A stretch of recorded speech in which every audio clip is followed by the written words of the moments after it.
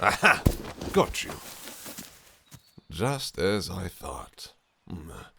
My ears never mistake the sound of an intruder's footsteps, even those of a young lady like yourself. Well, so you thought you'd just come waltzing right in, did you? No one seems to own these gardens, therefore they're free for the taking. Free to use as you please, and everyone else be damned. Well, I'm afraid you've made a terrible mistake, my dear. Not a leaf falls, nor a blade of grass bends in my garden without me knowing about it. Do you really expect me to believe that? How do I know you're not just another fool aiming to turn this blessed land into a house of revelry? You'd think the tales of all those lost in these woods before them would be enough to ward them off by now. Danger has the voice of a siren. They just can't resist her call. And nor can you, it seems.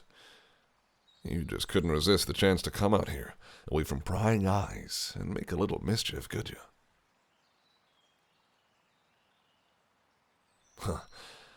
A likely story. And I suppose that little bag of yours is full of gardening tools, instead of that bottled swill your kind is so fond of.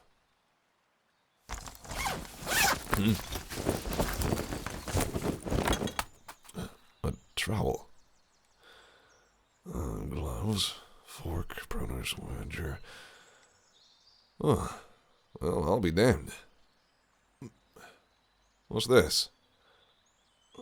Rose grow. By my Scarlett Hall. Then it is you. You're the one who's been tending my roses. Did you also plant the new ones over there?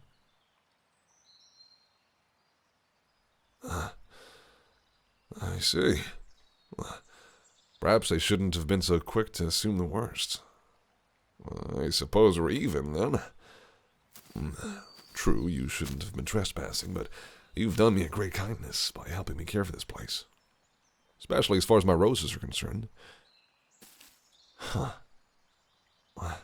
you look at that? You even took the care to prune the canes before you put them in. I'm impressed. Oh, now don't go tearing up on me, miss. Perhaps we could start over. What's your name? A beautiful name, if ever I heard one. As bold and bright as the call of a song thrush. Oh, me? You can call me Elijah. A pleasure to meet you. Yes, these gardens are mine. This land has belonged to my family since the dawn of time. Oh, so it feels. I confess, though, it's a bit hard to maintain with all my other responsibilities. I hardly even have time to tend these roses anymore. I'm fortunate that they're a hardy variety. It's a generous offer, my dear. I'd fain have the help of someone as skilled as you. What would you ask in return? Nothing. Playing the modest mouse, are we? Come now, what would you have of me? You truly need no payment. Well, then, if you speak true, I'll gladly accept. I'd be mad to turn down a lovely soul like you, after all. Most of the time, my visitors are like apples rotten at the heart. I'd almost given up hope of seeing anyone treat this place with an ounce of respect. Until you came along. Caring this much for a patch of land not your own, expecting nothing in return. You've, got a good heart, my dear. Tell me, what brings you out into these woods? Doesn't the reputation give you pause? You're a brave one, then. Either brave or, foolish.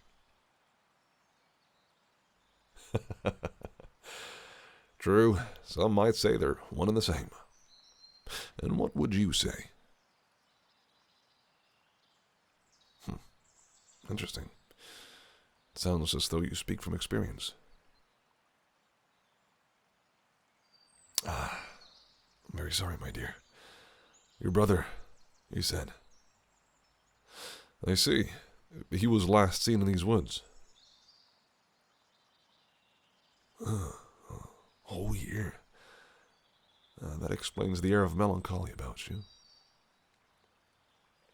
A terrible thing. The one so sweet should be cursed with such great sorrow. Loss is a pain that never truly leaves you, does it? Like a thorn in the flesh, which heals over before you have a chance to pluck it out. I can only imagine. I suppose I can't fault you for wanting to be close to him. You'd best be careful, though, my dear. If the rumors are true, the fair folk are alive and well in these woods. You don't think they might try and snatch you up? You never know. Their laws are different from ours, after all. Just because you can't think of any reason they'd want you, that doesn't mean there wouldn't be one. We all have things that we want. Things we'd give anything to have. Things we'd all break our laws for. Each and every one. If it meant we could have our heart's desire. Oh, don't mind me. Pray, forgive my ramblings. You stay out here too long, you would swear even the trees themselves start talking to you. Now, before you head out on your way, let me give you something. I'll not let you walk out here empty-handed.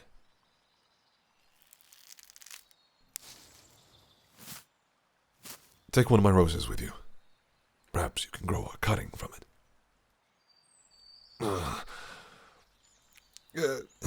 No, please don't thank me.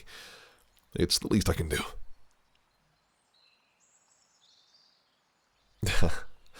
I can't imagine you would have. They're my own secret variety, you see. Hardy enough to last through all seasons, blooms that never fade, and a fragrance sweet enough to make the head spin. Go on. Try it. Lovely. Isn't it? Still, its beauty pales in comparison to yours, my flower. What's the matter, my dear? Feeling dizzy, are we? Let me guess. You feel a warm, tingling sensation spreading through your body.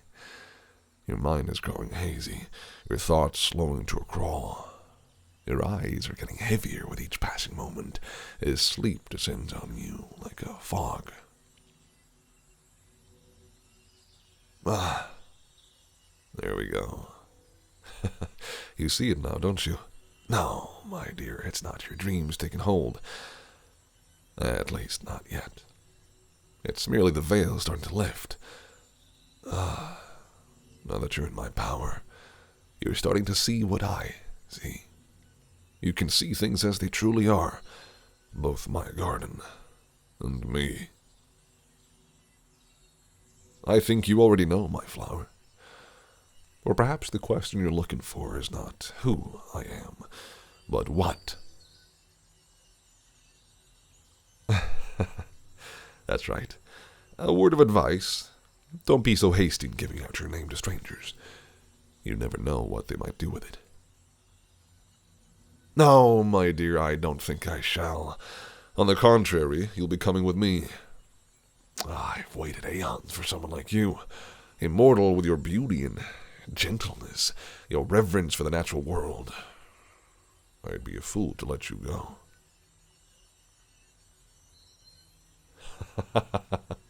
Impressive that you're still awake. Please, by all means, keep trying to resist, my dear. It's quite amusing. In the end, though, I'm afraid you'll find it's a fruitless battle. No mortal mind can resist my enchantments for long. Already your eyes are closing like a morning glory at afternoon's end. You needn't be afraid. I assure you, you'll have nothing but sweet dreams in store for you. Now, surrender your cares and let golden sleep reign. Just sleep, my flower. Sleep. Sleep. Sleep. I shall see you when you wake.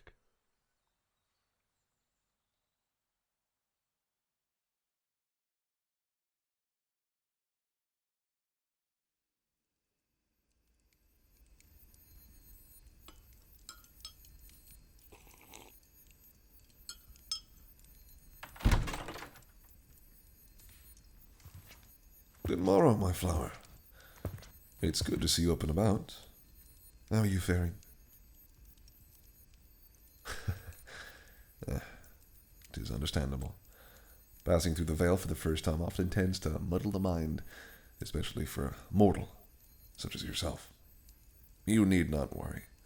Your wit shall fully return to you in time. Won't you join me for tea? You must be hungry. It's impossible for your kind to go without sustenance for too long, after all.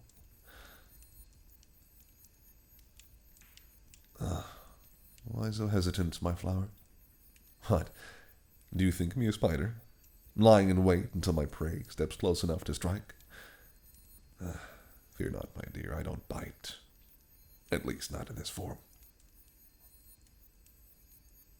Come now, if this is an act of defiance, there's little sense in it. Join me, and perhaps I can answer some of those questions that are clamoring within you like the wretched Sunday bells. Be not afeard. This is not Hades. Eating from my table will not doom you to an eternity in my realm.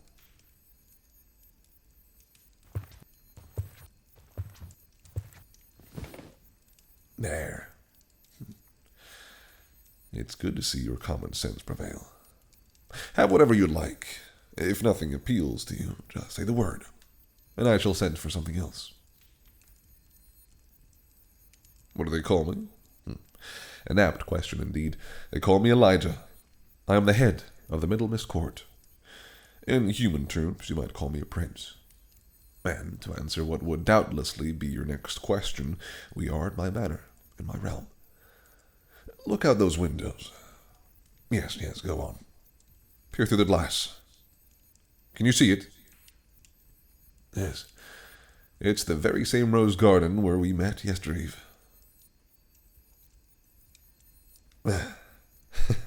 Not quite. You wouldn't be transported here simply by stepping inside, if that's what you're thinking. After all, you visited the garden quite a few times yourself without leaving the mortal realm. Did you not? No, it's more akin to a snare than a portal. Sometimes humans are lucky enough to slip in and out unnoticed, but when they have the misfortune to trip the snare, or else alert the hunter, then before they know it, they've fallen through the crack in the curtain, only to awaken here. So quick do bright things come to confusion.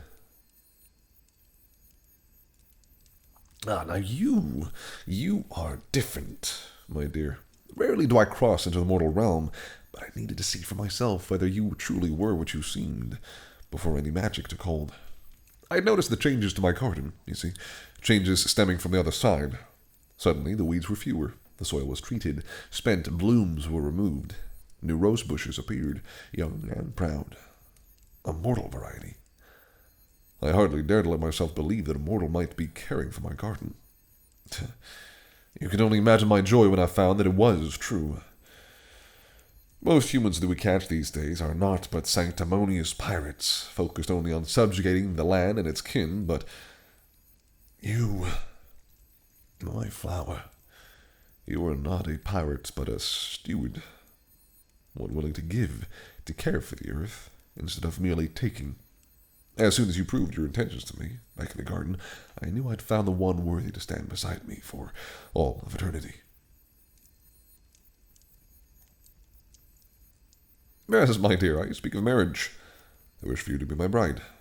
You will be my consort, my confidant, my lover. Or if you prefer your human terms, my princess.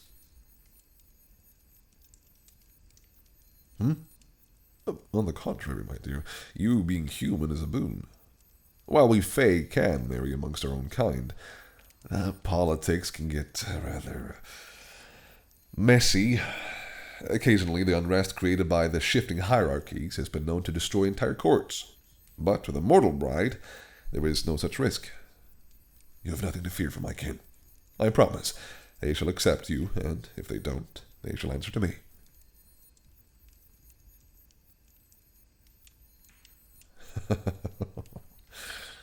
If you were a Fae, this would all be a part of the normal courting games, but something tells me you are quite serious.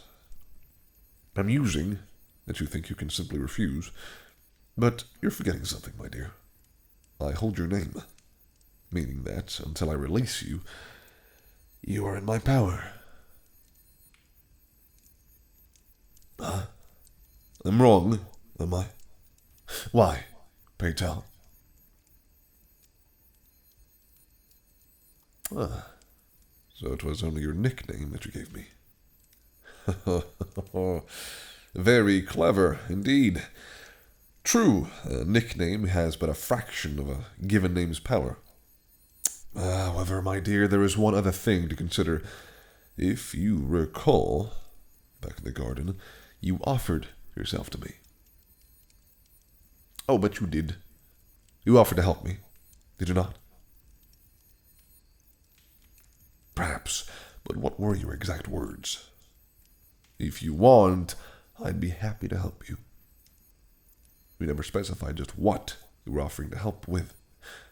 And what I need help with is ruling Middle Mist.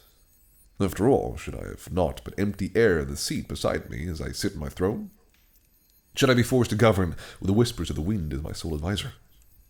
No. I need someone to rule by my side.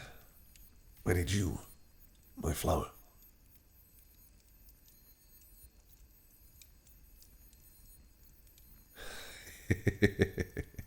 A brave attempt. It's true. According to our laws, you can't get something for nothing. However, you already told me that you needed nothing in return. Don't you remember? You willingly gave up the chance to receive payment, meaning you can demand nothing from me, my dear. Look at you. I can practically hear your mind scrambling like a trapped rabbit, clawing desperately for a way out. You are clever, my dear, astonishingly so for a mortal, but you will not be able to outsmart me. Albeit unintentionally, you offered yourself to me, and I accepted. The bargain is struck, and it cannot be undone. Put it down, my dear. Even if that little butter knife could hurt me, I must warn you, my kin and I do not look kindly upon such violent displays. Put it down. Now.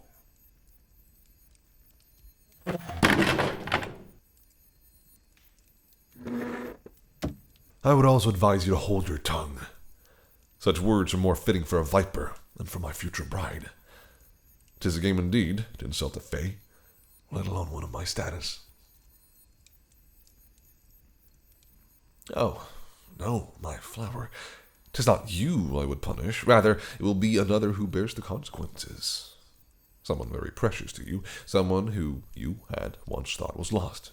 For good. That's right. You weren't the only one to wander into my realm, my dear. My garden. Your miscreant of a brother came first, along with his witless friends. Like you, they decided to treat my garden as a tavern, carousing till dawn, tearing up my precious roses with a revelry. For his crimes, I bestowed upon him the ultimate sentence. He now sits in my prison, awaiting his execution. And why shouldn't I, pray tell? He bit his thumb at what we hold sacred. His debt cannot be repaid. Unless, of course, someone else were to pay it for him. That's right. If you wed me, I might find it in my heart to have mercy. You promise your life to me, and his life will be spared. That seems fair, does it not? 'Tis long past the time for games, my dear. Either way, you shall be mine. But if you give yourself to me willingly, then your brother will live. What will you choose? I am many things, my dear, but I am not a liar. It's both a blessing and a curse of the Fae. We cannot lie. Should we try, our voices fail us. Nor do my words hide a trap. I swear, on my first bloom, I will send him back to the mortal realm, alive and well, if you agree to my bargain. Now, it's time, my flower. Do you truly love your brother, as you claim? Make your choice.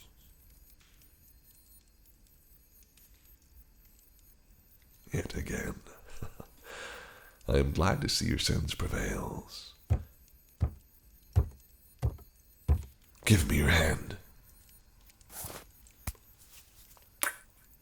Your flesh is as soft as a petal on my lips. Fear not, my flower. Our life together will be a happy one. I promise you. I shall ensure you are satisfied. Mind, body, and soul. Now, let's raise a glass to our engagement, to our union, and to you, my flower, my own beautiful rose.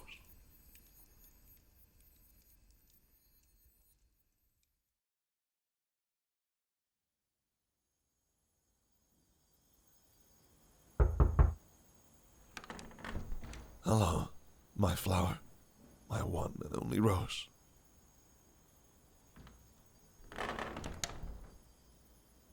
What? No word of welcome for your beloved? Not even a glance to spare for the one who, by day's end, will be your husband? One might confuse you for one of my statues in my garden. Come now, my dear, you must restrain yourself. Such ardent displays should be saved for our wedding night, should they not? That February face, so full of frost. It's a good thing I am made of stronger stuff, for if I were a plant, such a look would make me wither where I stand. But while I admire a flower that does not immediately bow to the wind, only a fool continues to fight a losing battle, my dear. It was a brave final attempt, I admit, setting me a quest so long and arduous that I might not return before our wedding day. But despite your best efforts, my flower, I have returned, my brow bound with a victorious wreath. 'Tis time you accepted your fate. True, 'tis a break from tradition to lay eyes upon you before the ceremony. However, any ill luck I might invite by doing so, I would experience 100 times over, just for the chance to see your face. You are as radiant as the sun itself. You will be the envy of all at the ceremony, and I, for being able to call you my own. You still doubt me, my flower? As I promised, once your brother's debt is paid, he goes free. A plague or me in my house, should I not keep my word. Now, 'tis nearly time. I shall leave you, to allow you to make your final preparations. Farewell, then, my beautiful rose. I shall see you beneath the arch.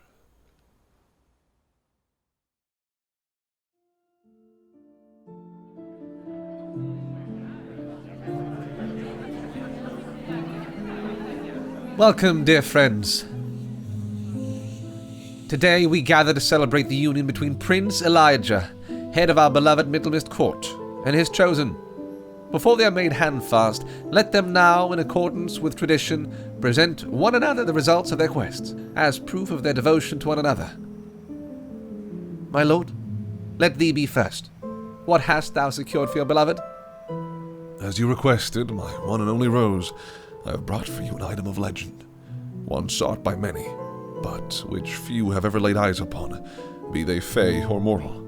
I have traversed realm after realm, through flood and fire, to obtain for you what you desired. Behold, a mantle of invisibility. They say it graced the shoulders of the once and future king himself. And now, 'tis yours, my flower. Take it as proof of my love. Now, why don't you see for yourself? Go on, try it.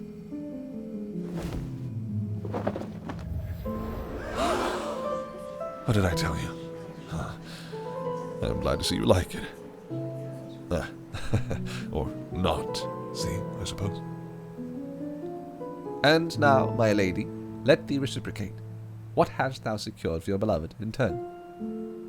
There is only one thing I desired from you, my flower. Do you remember? That's right. From you, I wish only for a smile. After all, your happiness is my own. Well, well, perhaps you are smiling.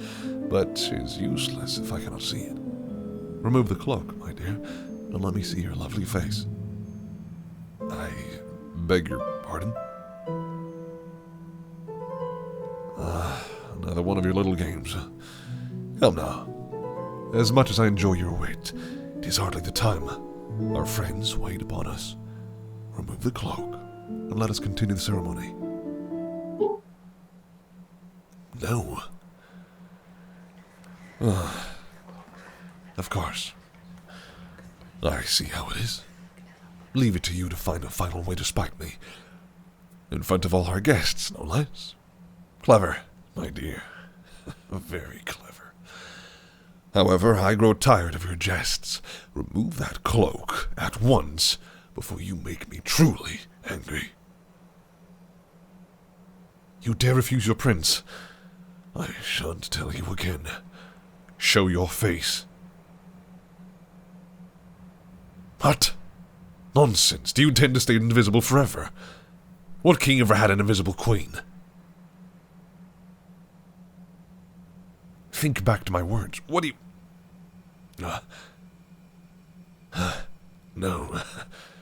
Naught but empty air and the seat beneath me. The whispers of the wind is my sole advisor. No! It's madness! You cannot stay under that cloak for eternity. Where are you? Get over here, you saucy minion! You cannot deprive me of seeing you, nor hearing you. I won't have it! If I want you, I shall take you as you are!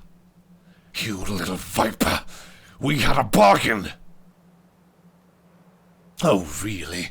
I only said that you had to give yourself to me. I never specified anything further. So that's it, is it? Trying to give me a taste of my own medicine? Or are you truly that desperate to get away from me? But think carefully, my flower. Think very carefully. Remember, it is not merely you that our bargain affects. If I should release you, you know what will happen to your brother. Do you still wish to tread that path?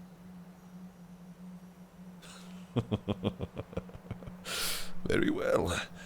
If you want so badly to be free, my thorn-stemmed rose, then so be it.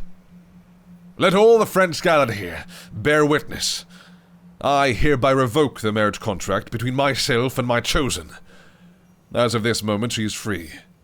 There will be no wedding today, but do not think yourselves robbed of a spectacle. Instead of a marriage, we shall have an execution.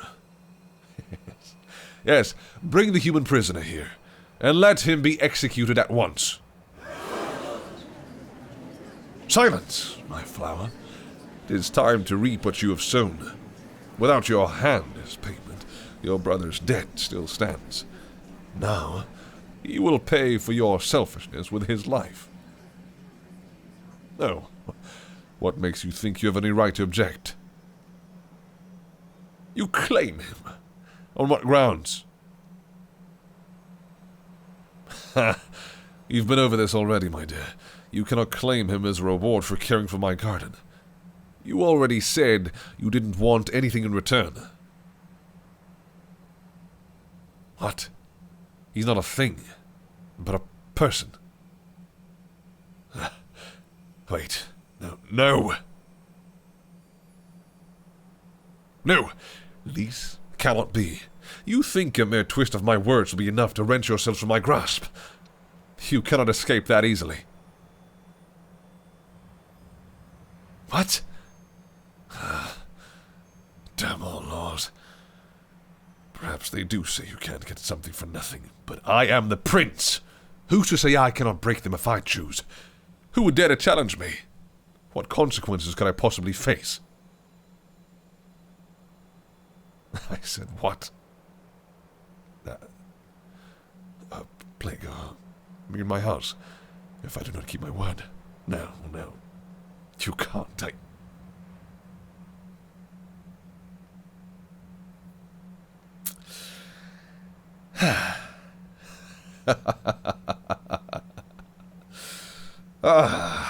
Well played.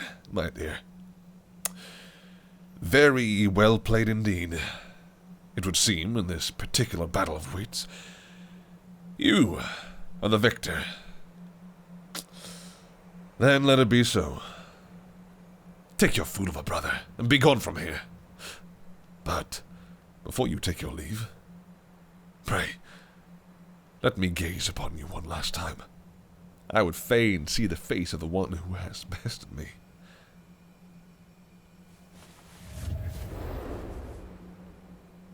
Ah, my flower, you truly are like a rose, as deadly sharp as you are beautiful.